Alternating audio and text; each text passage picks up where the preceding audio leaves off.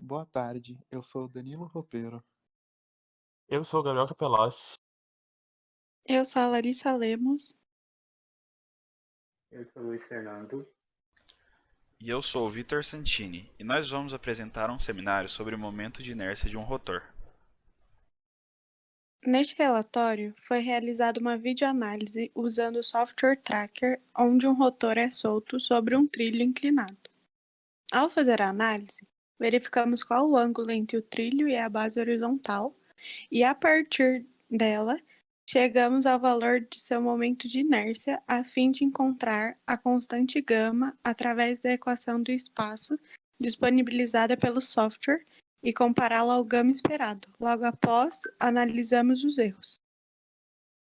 O momento de inércia, também conhecido como massa angular ou inércia rotacional de uma estrutura rígida, é um tensor que determina o torque necessário para uma aceleração angular desejada sobre um eixo de rotação. O momento de inércia de um objeto é uma indicação do nível de força que deve ser aplicada a fim de definir o objeto ou manter o objeto em movimento em torno de seu próprio eixo de rotação. O momento de inércia, que é uma derivação da segunda lei de Newton, às vezes é referido como segundo momento de massa e pode ser calculado usando a equação I igual a massa vezes o raio ao quadrado. Quanto maior for o valor indicado para o momento de inércia, maior deve ser a força aplicada para causar uma rotação, enquanto os momentos de inércia mais baixos significam que são necessárias forças baixas. As massas que estão mais afastadas do eixo têm um maior momento de inércia. O experimento consiste no lançamento de um rotor do topo de um plano inclinado em relação a um plano horizontal com assistência de uma régua para a medição das dimensões. Primeiramente, para que seja possível adquirir os resultados, é necessário que haja um material que nos possibilite, por meio de softwares específicos, encontrá-los. Para o atual relatório, foi utilizado como material de análise um vídeo disponibilizado em aula pelo professor. O software que utilizamos foi o software Tracker, que por meio da análise feita no vídeo do experimento nos entregou os dados necessários para seguirmos com o relatório. Após a obtenção dos dados, foi utilizado o Excel para obter os gráficos de aceleração. Em minha parte, falarei sobre os resultados obtidos pelo experimento. De início, realizamos a análise do vídeo no software Tracker, a fim de encontrar o ângulo de inclinação do trilho. Para encontrarmos o valor do ângulo do trilho, tivemos que desenhar um triângulo, com base no plano horizontal, sobre o vídeo para obtermos o tamanho do cateto oposto e do cateto adjacente, tendo como referência uma régua que foi colocada de forma adjacente ao trilho em que o rotor se locomoveu. Com esses valores em mente, utilizamos a fórmula da tangente e obtivemos o ângulo de inclinação. No próprio software, marcamos os pontos pelos quais o rotor se locomoveu, para a obtenção de uma tabela do espaço e do tempo do mesmo. Posteriormente, no software Excel, botamos o gráfico em relação à tabela e obtivemos uma equação para a curva. E assim, podemos obter o valor da aceleração, recompondo a equação do espaço para a equação da velocidade e depois para a aceleração.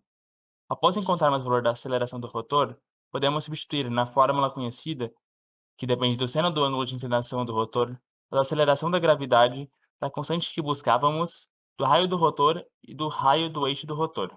Assim obtivemos um valor de constante gama de 0,58, que é 8 centésimos maior que o valor esperado do gama.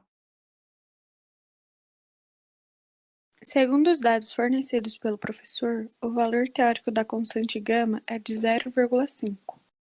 A partir da análise do experimento, criação dos gráficos e substituição dos valores obtidos pela análise na fórmula, calculamos o valor experimental da constante gama como 0,58. Com esses dois valores, fizemos então o cálculo do erro percentual da seguinte forma, como está no slide, e obtivemos um erro de 16%.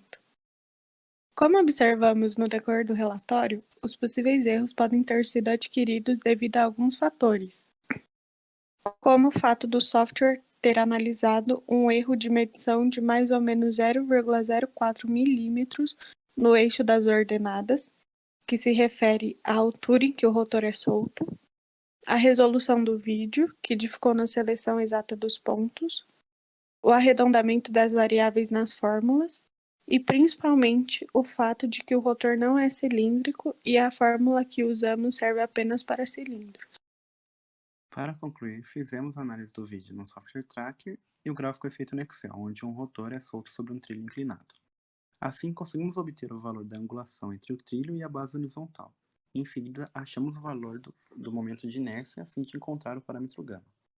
O erro percentual foi um pouco alto devido a pequenas falhas na execução do experimento. O principal fator de erro é o fato do corpo não ser um cilindro. E o segundo erro que mais influencia é devido à má qualidade do vídeo, ocasionando na perda de alguns frames na análise. E um terceiro e último possível erro é o fato do rotor ser solto de forma manual. Assim, a curva do gráfico foi alterada. Essas foram as referências utilizadas para o desenvolvimento do relatório. Muito obrigado pela atenção e tenha uma ótima tarde.